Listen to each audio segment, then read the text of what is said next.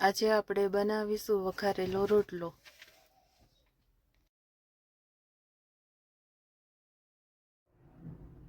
આ રોટલો લીધો છે આપણે અને તેને સાવ કટકા કરશું આપણે।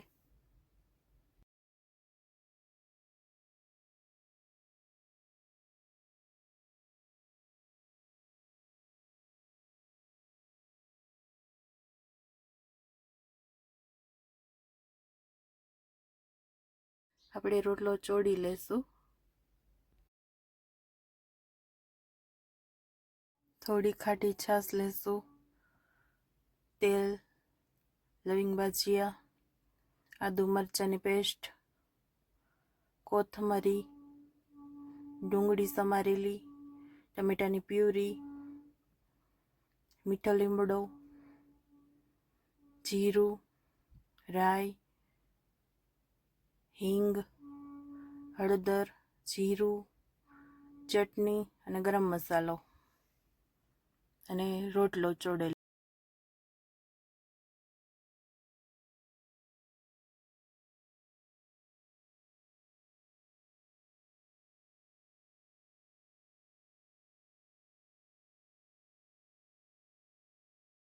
આપણી કઢાઈ ગરમ થઈ ગઈ છે તો આપણે નાખીએ તેલ।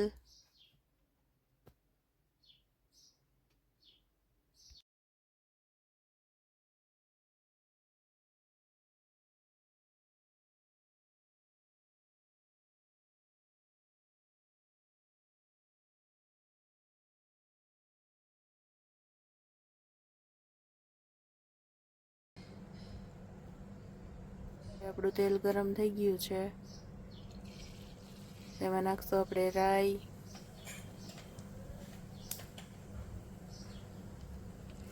જીરું ને લવિંગ ને ભાજીયા।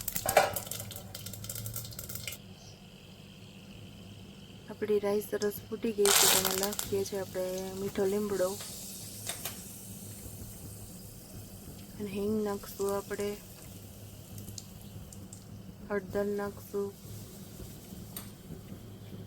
અને એમાં નાખશું આપણે લસણ, આદુ અને મરચાંની પેસ્ટ અને સરખી આપણે હલાવી લઈશું।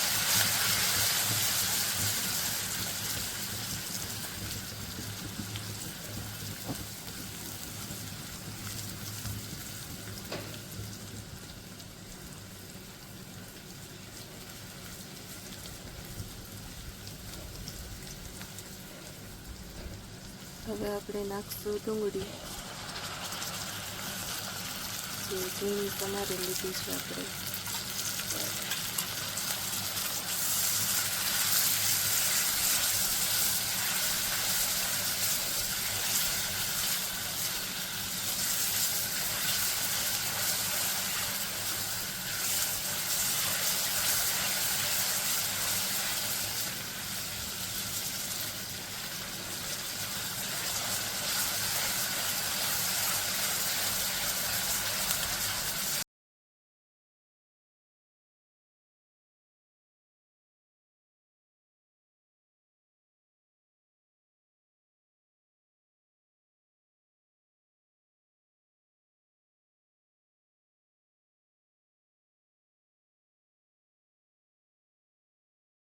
આપણે એમાં નાખશું સ્વાદ પ્રમાણે મીઠું નાખશું આપણે।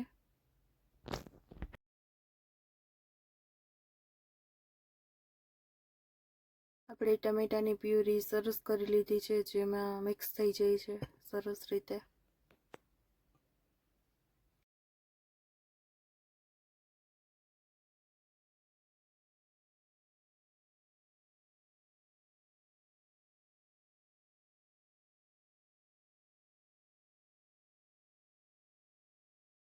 બે મિનિટ માટે આપણે ઢાંકી દીધું હતું, તો હવે આપણે જોઈ લઈએ કે કેવું સરસ ચડી ગયું છે। તો હવે સરસ ચડી ગયું છે અને તેલ પણ છૂટું પડી ગયું છે, બહુ સરસ રીતે થઈ ગયું છે તૈયાર। અને હવે આપણે એમાં નાખીશું ચટણી। મોરું ખાતા હોય તો થોડી ઓછી લેવી ને તીખું ખાતા હોય તો થોડી વધારે નાખવી।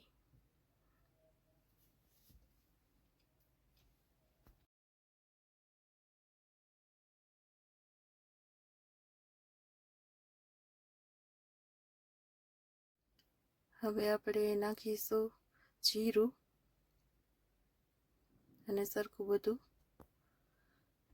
હલાવી લેવાનું છે આપણે. મસાલો સરસ તૈયાર થઈ ગયો છે. તેમાં આપણે છાશ નાખી દઈશું અને સરખું હલાવતું જવાનું છે છાશ નાખીને.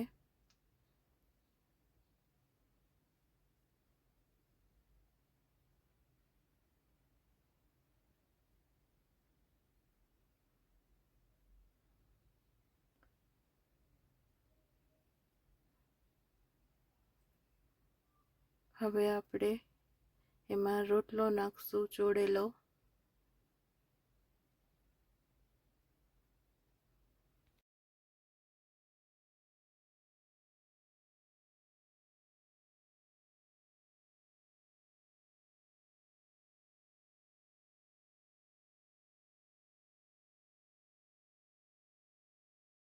આપણે રસાવાળો કરવો હોય વઘારેલો રોટલો તો થોડી વધારે છાશ નાખવાની, અને કોરો કરવો હોય તો આપણે થોડી ઓછી છાશ નાખવાની, કે જેના કારણે સાવ કોરો થઈ જાય છે અને સરસ લાગે છે ટેસ્ટમાં પણ. મેં અહીંયા થોડો રસાવાળો બનાવ્યો છે.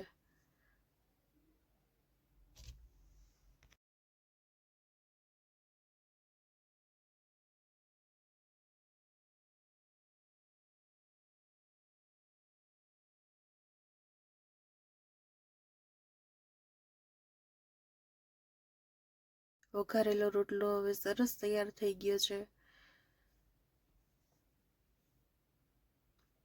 તો હવે આપણે એમાં ઉપરથી નાખશું ગરમ મસાલો,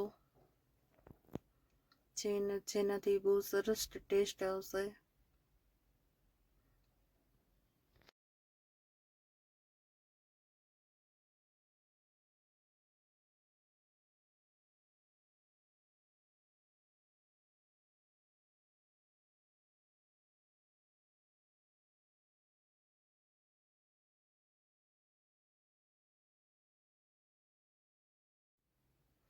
વઘારેલા રોટલાની ડીશ તૈયાર છે.